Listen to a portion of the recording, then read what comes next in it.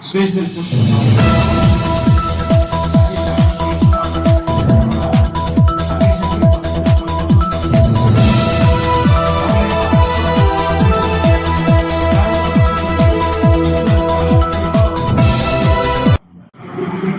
आम मैंने समस्ते बहुत आनंदित अच्छु आज आमर ये दिज एमएलए अच्छा आउ 3 जन आज पंचायत मंत्री आसवर सनातन बिजुली आसीपार ना पद्मलोचन पंडा आज भुवनेश्वर मीटिंग अच्छी आमर उपमुख्य सचेतक से गोविंद चंद्र दास से भुवनेश्वर अच्छी और जनता मीटिंग अच्छी ना समस्ते आसता हठात काली राति आम डिसाइड कलु चिठी पाया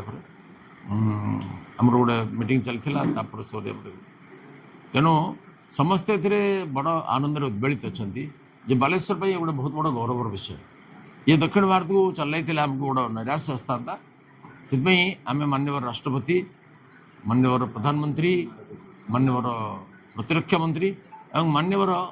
भूविज्ञान विभाग मंत्री जितेंद्र सिंह को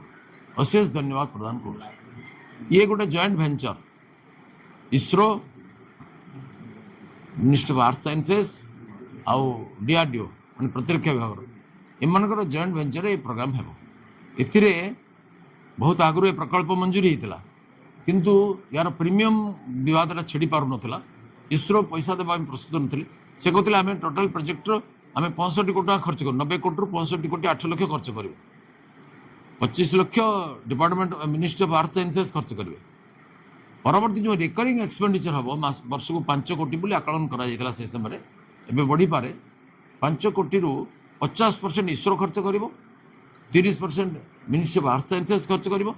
डीआरडीओ 20% खर्च कर जमीटा फ्री रे लीज देवाई प्रस्ताव थिला कमिटी भी ताको अनुमोदन करथिला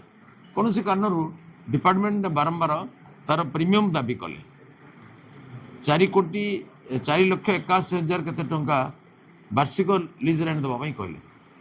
पाखापाखि 1.5 कोटी टंका से प्रथम नेवाई कहले से इसरो राजी हेले नहीं तेणु ये प्रकल्पर कार्यान्वयन में बहुत संदेह सृष्टि है ऊपर जना पड़ा जे प्रकल्प हो पारिबनी इसरो हाथ टेक देले मु बारंबार चिठी लिखी एवं इसरो तथ्य नहीं मु मंत्री सहित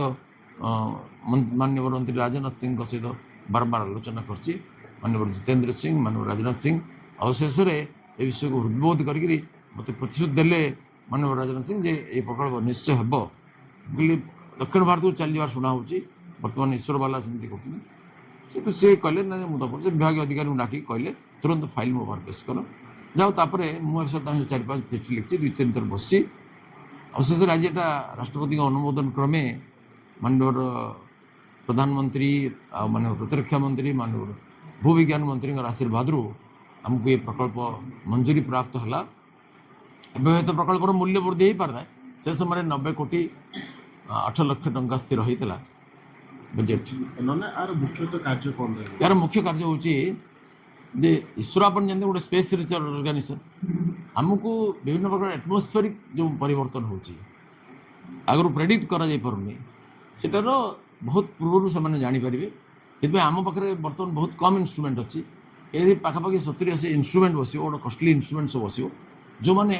महाकाश में निरंतर होता परिवर्तन प्रक्रिया को चटापट धरिकी संगे संगे डाटा शेयरिंग करेंगे डीआरडीओ सहित आर्थ साइंसेस सहित करेंगे डाटा शेयरिंग कले यार गोटे कमन आनालिसिस तत्काल जब आप हाथ में मशा बसला तो सागे ब्रेन सेंटर को जाऊँ हाथ पटके आसिक पिटुचे मशाटा मारुचे सेमती तत्काल प्रतिकार करने गोटे ऑटोमेटिक सिस्टम विकसित हम आप युद्ध क्षेत्र देखुं साड़ू गोटे क्षेपणास्त्र आसला एडू आ गोटे क्षेपणा तो विदेश बाटर अटकई दूसरी सेमती इमिडिएट प्रतिकार करा जहाँफल आम सब क्षतिग्रस्त होचु सीटा हेब ना ये समग्र पूर्व भारत में गोटे आकर्षक केन्द्र हम